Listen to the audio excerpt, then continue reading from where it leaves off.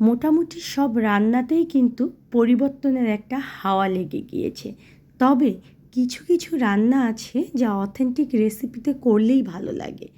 আজকে সেরকম একটা অথেন্টিক রেসিপি শেয়ার করব। আসসালামু আলাইকুম, আমি কাউসার নূপুর। সবসময় চেষ্টা করি পারফেক্টভাবে সহজ রেসিপি শেয়ার করার। আজকে কুমিল্লার মাগুর মাছের খাসির অথেন্টিক রেসিপিটা শেয়ার করব। চলুন দেখে নেই। চুলায় একটা কড়াই উঠিয়ে দিয়েছি আর সেখানে দিয়ে দিচ্ছি আমি সরিষার তেল। সরিষার তেলের বদলে আপনারা এখানে সয়াবিন তেলটাও ব্যবহার করতে পারবেন না। তেলটা আমার একটু হালকা গরম হতে হবে। তেল গরম হয়ে গেলে সেখানে দিয়ে দিচ্ছি পেঁয়াজ কুচি। আর পেঁয়াজ কুচিটা আপনার মাছ ঠিক যতটুকু তার উপরে ডিপেন্ড করে আপনি এখানে দেবেন। আমি আজকে হাফ কেজি মাগুর মাছের খাসি রান্না করব, আর সেজন্য এখানে 1 কাপ পরিমাণ আমি পেঁয়াজ কুচি দিয়ে দিলাম। এটাকে একটু হালকা ব্রাউন করে ভেজে নেব। দেখুন হালকা ব্রাউন হয়ে গিয়েছে পেঁয়াজগুলো। খুব বেশি কিন্তু ভাজা যাবে না, তাহলে কিন্তু তরকারির কালারটাও নষ্ট হয়ে যাবে বা ফ্লেভারটাও নষ্ট হয়ে যাবে। এখন এখানে 1 চা চামচ পরিমাণ দেখুন যে আমি হলুদ গুঁড়ো দিয়ে দিচ্ছি। তেলের মধ্যে যখন হলুদ গুঁড়ো দেওয়া হয় তখন কিন্তু মশলাটা যেমন ছিটকা লাগে না, তেমনি তরকারির কালারটাও সুন্দর হয়। 1 চা চামচ পরিমাণে আমি এখানে শুকনো মরিচের গুঁড়ো দিয়ে দিলাম। এটা আপনারা আপনাদের টেস্ট অনুযায়ী ব্যবহার করবেন।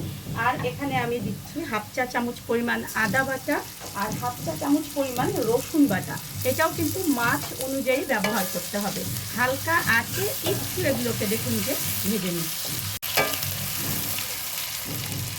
1 কাপ পরিমাণ পানি দিয়ে দিচ্ছি যাতে করে মশলাটা একেবারে সুন্দর মতো কষানো হয়ে যায়। আর এর মধ্যে এখন আমি দিয়ে দেব হাফ চা চামচ পরিমাণ জিরের গুঁড়ো আর হাফ চা চামচ পরিমাণ ধনিয়ার গুঁড়ো। এগুলো একটু হালকা টালা দিয়ে ভেজে নিয়েছি। এখন এই মশলার মধ্যে আমি ব্যবহার করব হচ্ছে টমেটো। আর টমেটোটা কিন্তু আমি ফ্রিজিং করে রেখেছি সেই ডিসেম্বর মাসে। আপনাদেরকে আমি কিন্তু সেই ফ্রিজিংয়ের ভিডিও শেয়ার করেছিলাম। ঠিক সেভাবে কিন্তু আপনারাও টমেটো এভাবে ফ্রিজিং করে রেখে দেবেন। আর দেখুন যে ডিসেম্বর মাসে রেখেছিলাম এগুলোর কিন্তু রং এবং এগুলোর কিন্তু টেস্ট সব কিন্তু সেম রয়েছে। আমি এখানে একটা টমেটো দিয়ে দিলাম যাতে করে টমেটোটা এই মশলার যে পানিটা রয়েছে সেটা দিয়ে সুন্দর সিদ্ধ হয়ে যায় এবং এর মধ্যে কষানো হয়ে যায়।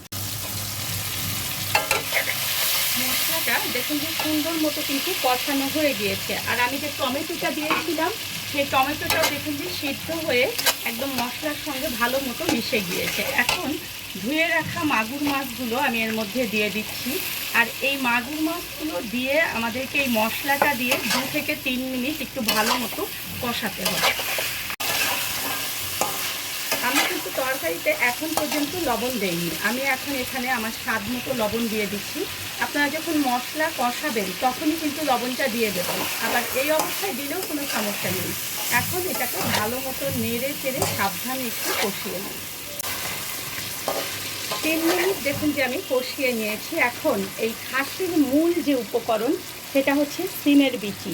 আর সিমের বিচিগুলো আমি কিন্তু সিজনের সময় মানে ডিসেম্বর মাসেই ফ্রোজেন করে রেখেছিলাম। দেখুন এগুলোর রং এবং এগুলোর সুন্দর একটা যে দেখতে সেটা কিন্তু পুরোটাই রয়েছে ফ্রিজে। আপনারা ঠিক এভাবেই কিন্তু ফ্রিজিং করে রাখতে পারেন আপনাদের যখন সিজন থাকবে তখন, কারণ সেই সময়টা সিমের বিচির দামটা অনেক কম থাকে।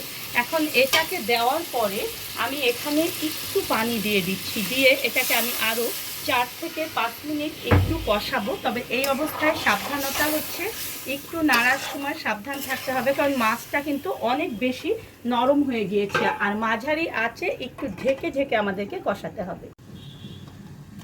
মাছগুলো দেখুন যে আমার একদম কষানো হয়ে গিয়েছে। এখানে কিন্তু অতিরিক্ত সেভাবে পানি নেই। এখন এখানে আমাদের ঝোলের পানি ব্যবহার করতে হবে।